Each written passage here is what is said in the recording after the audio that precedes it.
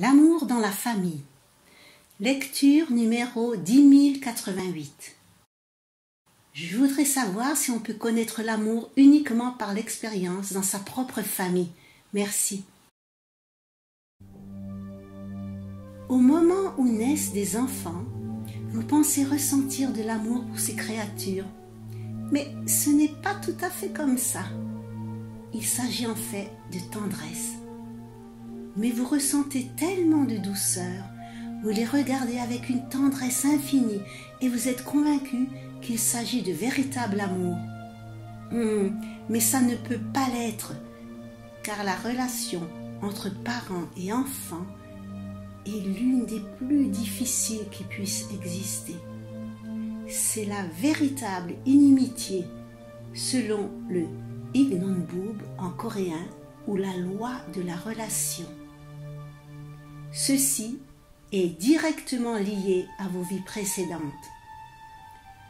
Vous avez d'anciennes dettes en suspens et vos enfants sont là, juste devant vous, pour les encaisser. Mais cela, vous ne le savez pas, et vos yeux se remplissent d'amour aussi parce qu'ils ne demandent pas encore de compte des arriérés. Mais un beau jour, il arrive qu'ils disent non pour la première fois et qu'ils déclenchent une véritable contestation. Alors, vous commencez par vous demander s'ils sont vraiment vos enfants et, en attendant, ils continuent de grandir et de demander plus, de plus en plus et avec plus d'insistance.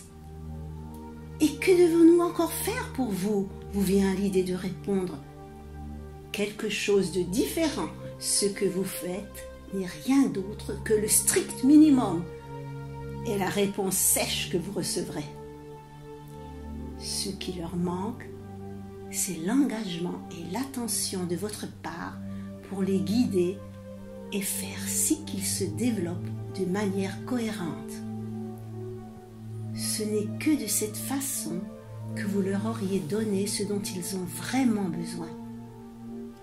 Vos enfants sont blessés par le fait que vous êtes toujours occupés, le fait de ne pas être là dans les moments difficiles, de ne pas recevoir de paroles de réconfort et de discernement, et cela les amène à s'éloigner. Ensuite, quand ils ne font pas ce que vous voudriez, ils sont grondés et cela les conduit également à s'éloigner. Alors, quand pourrions-nous parler d'amour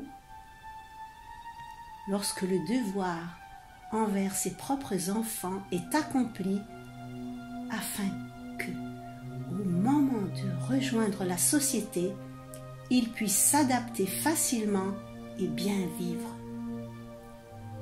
Ce n'est qu'ainsi qu'ils seraient honorés et respectés de vous, et vous, les parents, ressentirez de la gratitude.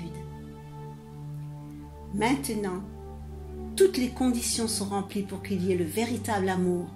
Et il y en a. Il y a véritable amour. Et il est assaisonné de beaucoup de gratitude. Gratitude de voir à quel point les enfants ont bien grandi. C'est le véritable amour des parents. Les enfants eux-mêmes ressentent de la gratitude. Ils sont conscients que vous les avez fait bien grandir et aussi ressentent le véritable amour pour vous. Tout est donc accompli. Vos dettes ont été réglées et vous vous faites du bien réciproquement. Vous êtes maintenant une vraie famille. Vous pouvez vous comprendre même au milieu d'un silence absolu. Vous ne serez plus jamais séparés.